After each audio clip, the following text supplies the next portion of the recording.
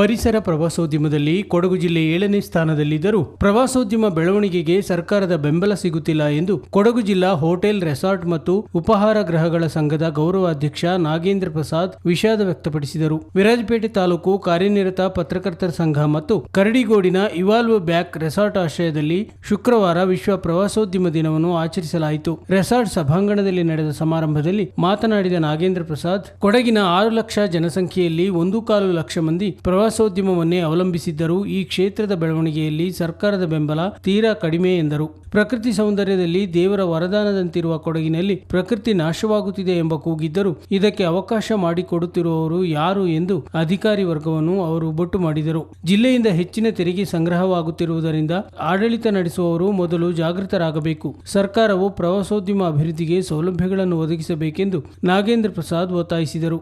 ತಾವೆಲ್ಲ ಪ್ರವಾಸ ಅನ್ನುವುದು ಪ್ರತಿಯೊಬ್ಬರ ಒಂದು ಜೀವನದಲ್ಲಿ ಒಂದು ಮುಖ್ಯ ಘಟ್ಟ.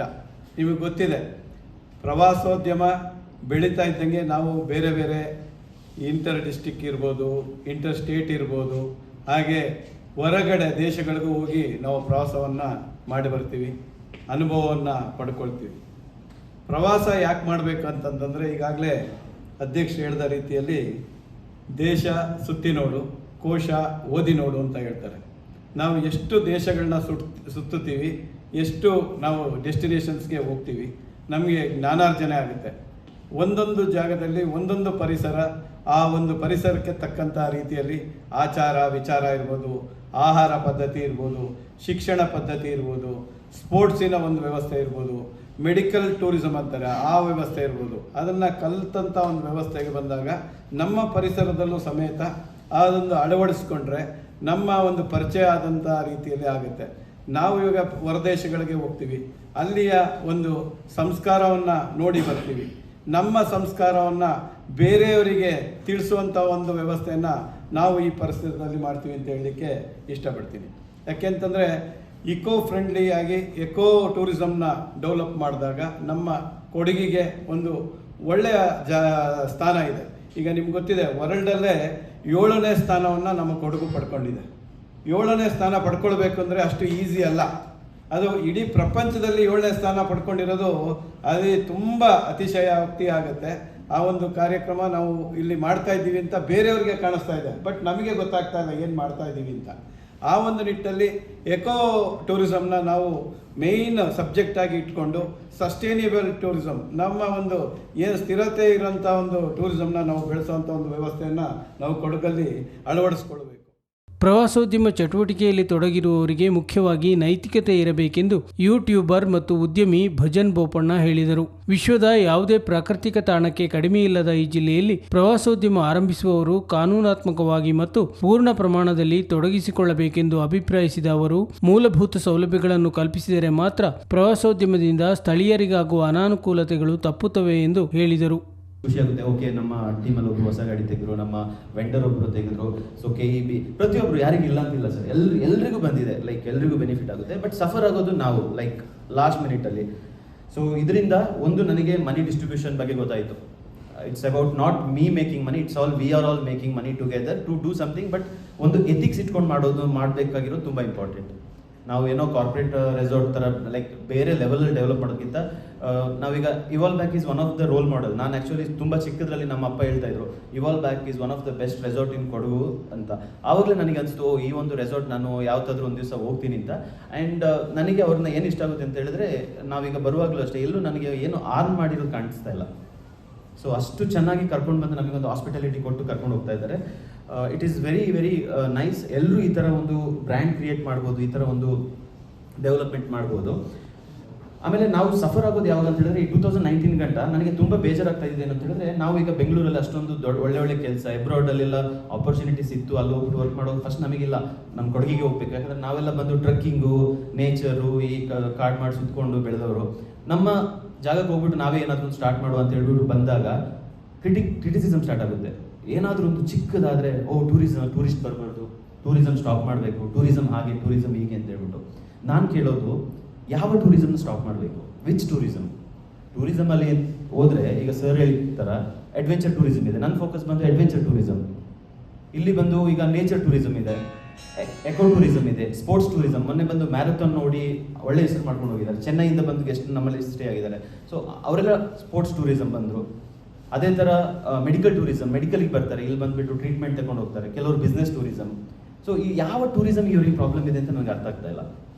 ಸ್ಪೆಸಿಫಿಕ್ ಈಗ ಯಾರೋ ಒಬ್ರು ತೊಂದರೆ ಮಾಡಿದ್ರೆ ಇದು ಇಂಡಿಯಾದವರೆಲ್ಲ ಕೆಟ್ಟವರು ಇಲ್ಲ ಕರ್ನಾಟಕದವರೆಲ್ಲ ಕೆಟ್ಟವರು ಅಂತ ಹೇಳೋಕ್ಕಾಗಲ್ಲ. It's all about the specific things what they have to mention. ಇದರಿಂದ ನಮ್ಗೆ ತೊಂದರೆ ಆಗ್ತಾ ಇದೆ.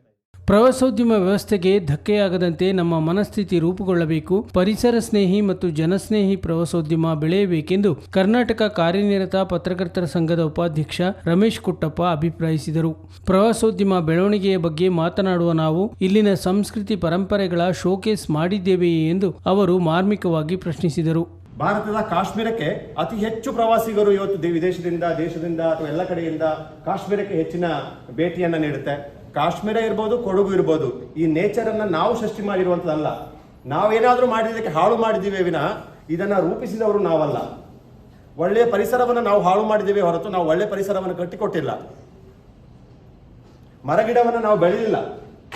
ನಾವು ಬೆಳೆಯುವಂಥ ಗಿಡ ಮರಗಳು ನನಗೆ ಲಾಭ ಕೊಡಬೇಕು. ಅಕೇಶಿಯಾ ಸಿಲ್ವರ್ ನಡ್ತೀನಿ, ಯಾಕೆಂದರೆ ಅದ್ರ ದುಡ್ಡು ಸಿಗುತ್ತೆ ಅಂತ ಕಾರಣಕ್ಕಾಗಿ ಅಕೇಶಿಯಾ ಸಿಲ್ವರ್ ಇಟ್ಟು ನಾನು ಪರಿಸರವಾದಿ ಅಂತ ಹೇಳ್ಕೊಳ್ತೀನಿ ಅಥವಾ ಪರಿಸರ ಪ್ರೇಮಿ ಅಂತ ಹೇಳ್ಕೊಳ್ತೀನಿ. ನಾನೇನು ನೇಚರಿಗೆ ಯೂಸ್ ಆಗುವಂಥ, ನನಗೆ, ನನ್ನ ಮಕ್ಕಳಿಗೆ, ನನ್ನ ಸಂಸಾರಕ್ಕೆ ಉಪಯೋಗ ಆಗದಿರುವಂಥ ಮರಗಿಡವನ್ನು ಬೆಳಿತೀವ ನಾವು? ಇಲ್ಲ. ನಾವು ಬೆಳೆಯುವಂತೆ ನನಗೆ ದುಡ್ಡು ಕೊಡಬೇಕು. ದುಡ್ಡು ಸಿಗುತ್ತಾ? ಶ್ರೀಗಂಧ ಬೆಳಿತೀವಿ. ಅದು ದುಡ್ಡು ಕೊಡ್ತಾ ಬೀಟಿ ಬೆಳಿತೇವೆ. ನಾವು ಯಾಕೆ ಬೀಟಿ ಬೆಳೆಯೋದಿಲ್ಲ? ನಮಗೆ ಯಾವುದಕ್ಕೆ ಅವಕಾಶ ಇಲ್ಲ.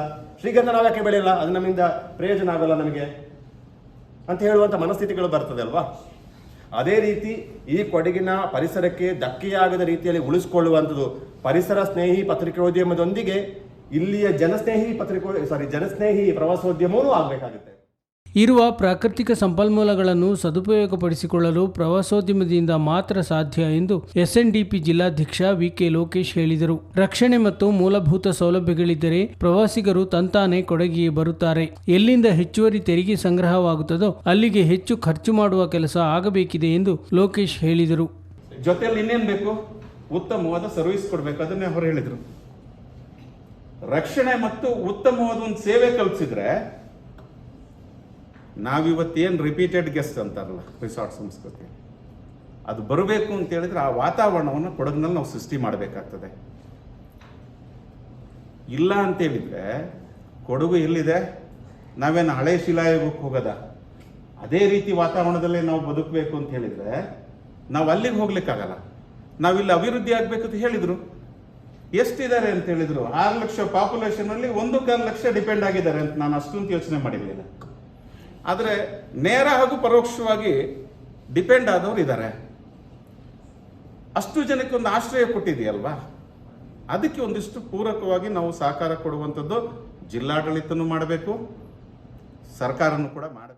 ಕೊಡಗು ಜಿಲ್ಲಾ ಕಾರ್ಯನಿರತ ಪತ್ರಕರ್ತರ ಸಂಘದ ಅಧ್ಯಕ್ಷೆ ಬಿಆರ್ ಸವಿತಾರೈ ಮಾತನಾಡಿ, ಸ್ಥಳೀಯ ಆಡಳಿತಗಳು ತಮ್ಮ ವ್ಯಾಪ್ತಿಯ ಪ್ರವಾಸಿ ತಾಣಗಳಲ್ಲಿ ಸೌಲಭ್ಯ ಒದಗಿಸಬೇಕಿತ್ತು ಎಂದರು. ಇಂದಿನ ಪರಿಸ್ಥಿತಿ ಹೇಗಿದೆ ಎಂದರೆ ಪ್ರವಾಸ ಎಂದರೆ ಮೋಜು ಮಸ್ತಿ ಎಂದೇ ಭಾವಿಸಲಾಗುತ್ತಿದೆ.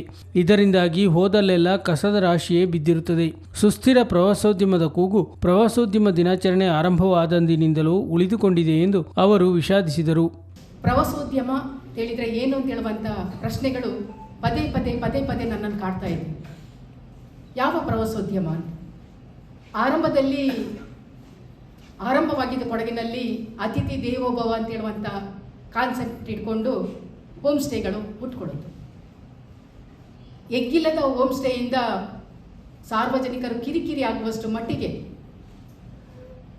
ಮನೆಯಲ್ಲಿ ಹೋಮ್ ಸ್ಟೇಗಳಾಯಿತು. ಆ ಹೋಮ್ ಸ್ಟೇಗಳ ಪರಿಕಲ್ಪನೆ ಯಾವ ರೀತಿ ಅಂತ ಹೇಳಿದರೆ ಕೇವಲ ಹಣ ಮಾಡುವ ಪರಿಕಲ್ಪನೆಯಲ್ಲಿ ನುಸುಳಿ ಹೋಗ್ಬಿಡ್ತು.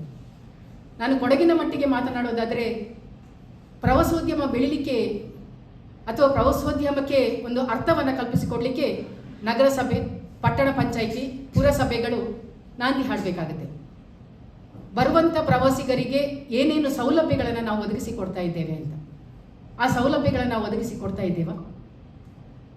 ಅವರವರಿಗೆ ಬೇಕಾದ ಸೌಲಭ್ಯಗಳನ್ನು ಮಾಡಿಕೊಡ್ತಾರೆ ವಿನಃ ಆ ಹೋಟೆಲ್ ಇರ್ಬೋದು, ಆ ರೆಸಾರ್ಟ್ ಇರ್ಬೋದು, ಆ ಹೋಮ್ ಸ್ಟೇಗಳಿರ್ಬೋದು, ಅವರ ಒಳಗೆ ಸೌಲಭ್ಯಗಳನ್ನು ಕೊಡ್ತಾ ಇದ್ದಾರೆ ವಿನಃ ಸಾರ್ವಜನಿಕರವಾಗಿ ಯಾವುದೇ ಕೊಡುಗೆಗಳನ್ನ ನಾವು ನೋಡ್ತಾ ಇಲ್ಲ. ಎಲ್ಲಿಯೂ ಕೂಡ ದೊಡ್ಡ ಬ್ಯಾನರ್ಗಳನ್ನು ಹಾಕೋದಾಗ್ಲಿ ಅಥವಾ ಕೊಡಗಿನೊಳಗೆ ಬರುವಾಗ ಇದು ಕೊಡಗು ಪ್ರಕೃತಿ ಸೌಂದರ್ಯದ ಕಣಜ ಮೋಜು ಮಸ್ತಿನ ತಾಣ ಅಲ್ಲ ಅಂತ ಹೇಳುವಂಥದ್ದು ಕೂಡ ಇಲ್ಲಿ ಕಾಣ್ತಾ ಇದೆ. ಕೊಡಗಿನಲ್ಲಿ ಪ್ರವಾಸೋದ್ಯಮ ತಾನೇ ತಾನಾಗಿ ಬೆಳೆಯುತ್ತಿದೆ ಹೊರತು ಸರ್ಕಾರದ ಯಾವುದೇ ಕೊಡುಗೆ ಇಲ್ಲ ಎಂದು ಕೊಡಗು ಪ್ರೆಸ್ ಕ್ಲಬ್ ಅಧ್ಯಕ್ಷ ಬೊಳ್ಳಜಿರ ಅಯ್ಯಪ್ಪ ಹೇಳಿದರು. ಕೊಡವ ಹೆರಿಟೇಜ್ ಸೆಂಟರ್ ಮೂಲೆಗುಂಪಾಗುವಲ್ಲಿ ಸರ್ಕಾರದ ನಿರ್ಲಕ್ಷ್ಯ ಮತ್ತು ನಿಡುಗಣೆ ಪಂಚಾಯಿತಿಗೆ 1 ಕೋಟಿಯಷ್ಟು ಆದಾಯವಿದ್ದರೂ ಮೂಲಭೂತ ಸೌಲಭ್ಯಗಳು ಇಲ್ಲದಿರುವ ಬಗ್ಗೆ ಬೊಟ್ಟು ಮಾಡಿದ ಅಯ್ಯಪ್ಪ, ಮೂಲ ನಿವಾಸಿಗಳಿಗೆ ಆತಂಕ ಎದುರಾಗದಂತೆ ಪ್ರವಾಸೋದ್ಯಮ ಬೆಳವಣಿಗೆಯಾಗಬೇಕಿದೆ ಎಂದು ಅಭಿಪ್ರಾಯಿಸಿದರು. ಎಲ್ಲರಿಗೂ ಪ್ರಕೃತಿ ಆರಾಧನೆ, ಇಲ್ಲಿದು ಯೋಧರ ಬಗ್ಗೆ ಮತ್ತು ಇಲ್ಲಿ ದೇವಸ್ಥಾನದ ಬಗ್ಗೆ, ಇಲ್ಲಿ ಭೂಮಿ ಬಗ್ಗೆ, ಸಂಸ್ಕೃತಿ ಬಗ್ಗೆ ವಿಶೇಷ ತೊಡುಗೆವರೆಗೆ ಪರಿಚಯ ಇತ್ತು. ಆದರೆ 2000 ಇಸ್ವಿಯಿಂದ ಈಚೆಗೆ ಇಲ್ಲಿ ಪ್ರವಾಸೋದ್ಯಮದ ಅಷ್ಟು ಪರಿಚಯ ಆಗಿದ್ದು. ಯಾಕೆಂತ ಹೇಳಿದ್ರೆ ನಾನು ನೋಡ್ತಾ ಇದ್ದಾಗೆ ಇಲ್ಲಿ ತುಂಬ ಜನರು 1970s ಭತ್ತದ ಕೃಷಿ ಮೇಲೆ ಡಿಪೆಂಡ್ ಆಗಿದ್ರು, ಅಲ್ಲಿಂದ ಕಾಫಿ ಮೇಲೆ ಡಿಪೆಂಡ್ ಆಗಿದ್ರು. ಅದಾದ್ಮೇಲೆ 2000 ಇಸ್ವಿ ದಾಟಿದ ಮೇಲೆ ಇಲ್ಲಿ ಪ್ರವಾಸೋದ್ಯಮದ ಮೇಲೆ ಡಿಪೆಂಡ್ ಆಗಲಿಕ್ಕೆ ಸ್ಟಾರ್ಟ್ ಆಯಿತು. ಕೊಡಗಿಗೆ 1970s ಫಾರಿನರ್ಸ್ ಬರಲಿಕ್ಕೆ ಸ್ಟಾರ್ಟ್ ಆಯಿದ್ರು. ನಾಲ್ನಾಡು ಅರಮನೆ ಹತ್ರ ಇದ್ದಂತಹ ಅಪ್ಪಾರಂಡ ಮನೆಗೆ ಹೋಮ್ ಸ್ಟೇಗೆ ಫಾರಿನರ್ಸ್ ಬಂದು ಸ್ಟೇ ಮಾಡ್ತಾ ಇದ್ರು. ಆವಾಗಲೇ ಹೋಮ್ ಸ್ಟೇ ಅನ್ನೋಂತಹ ಕಾನ್ಸೆಪ್ಟ್ ಅಪ್ಪಾರಂಡ ಫ್ಯಾಮಿಲಿ ಅವರು ಸ್ಟಾರ್ಟ್ ಮಾಡಿದ್ರು. ಅವರು ಬಂದಾಗ ಇಲ್ಲಿ ಎಜುಕೇಷನ್ ಟೂರಿಸಂ ವಿಷಯದಲ್ಲಿ ಇಲ್ಲಿ ಬರ್ತಾ ಇದ್ರು. ಇಲ್ಲಿ ಬಂದಾಗ ರಿಸರ್ಚ್ ಮಾಡ್ಲಿಕ್ಕಾಗಿರ್ಬೇಕು, ಇಲ್ಲಿ ಇರುವಂತಹ ಗಿಡ ಮರಗಳ ಬಗ್ಗೆ, ಇಲ್ಲಿ ಔಷಧ ಇರುವಂತಹ ತುಂಬ ಗಿಡ ಮರಗಳಿರೋದ್ರಿಂದ ಇಲ್ಲಿ ಅವರು ಬಂದ್ಬಿಟ್ಟು ಇಲ್ಲಿ ರಿಸರ್ಚ್ ಮಾಡ್ತಾ ಇದ್ರು. ಕೆಲವರು ಇಲ್ಲಿ ಸಂಶೋಧನೆಗೆ ಬರಲಿಕ್ಕೆ ಸ್ಟಾರ್ಟ್ ಮಾಡಿದ್ರು. ಅಲ್ಲಿಂದ ಕೆಲವರು PhD ಮಾಡಲಿಕ್ಕೆ ಇಲ್ಲಿ ಮಾಡಲಿಕ್ಕೆ ಇಲ್ಲಿ ಬಂದು ಸ್ಟೇ ಮಾಡ್ತಾ ಇದ್ರು. ಆಗ ಸಹ ಕೆಲವು ಮನೆಗಳಲ್ಲಿ ಅವರು ಸ್ಟೇ ಮಾಡ್ತಾ ಇದ್ರು. ಅಲ್ಲಿ ಹೋಮ್ ಸ್ಟೇ ಅನ್ನೋ ಕಾನ್ಸೆಪ್ಟು ಮೆಲ್ಲೆ ಹುಟ್ಟುತ್ತಾ ಸ್ಟಾರ್ಟ್ ಆಯಿತು. ಯಾವಾಗ ಕೊಡಗಿನಲ್ಲಿ 2000 ಕ್ಲಬ್ ಮೈಂದದವರು ಬಂದಾಗ ತುಂಬ ಹೋಮ್ ಸ್ಟೇಗಳು ಒಂದೇ ಭೂಮಲ್ಲಿ ಬರಲಿಕ್ಕೆ ಸ್ಟಾರ್ಟ್ ಆದ್ದು. ಟೂರಿಸಂ ಅನ್ನೋದು ಹೊರಗಡೆಯಿಂದ ವಿಸಿಟರ್ಸ್ ಸಹ ತುಂಬ ಬರಲಿಕ್ಕೆ ಸ್ಟಾರ್ಟ್ ಆದ್ರು. ಇಲ್ಲಿ ಸರ್ಕಾರದ ಕಾಂಟ್ರಿಬ್ಯೂಷನ್ ನನ್ನ ಲೆಕ್ಕದಲ್ಲಿ ಏನು ಸಹ ಇಲ್ಲ. ನೀವು ರಸ್ತೆಗಳನ್ನ ನೋಡಿರ್ಬೋದು, ಯಾವುದು ಸಹ ಇಲ್ಲ. ನಮ್ಮ ಇಲ್ಲಿನ IAS ಆಫೀಸರ್ ಆಗಿದ್ದಂತಹ ಟೂರಿಸಂ ಡಿಪಾರ್ಟ್ಮೆಂಟ್ನ IAS ಆಫೀಸರ್ ಆಗಿದ್ದಂತಹ ಪ್ರತಿ ವಿಜಯ ಅನ್ನೋರು ಡೆಲ್ಲಿಯಲ್ಲಿದ್ದರು. ಅವರ ಒಂದು ಕಾನ್ಸೆಪ್ಟ್ ಸ್ಟಾರ್ಟ್ ಮಾಡಿದ್ರು.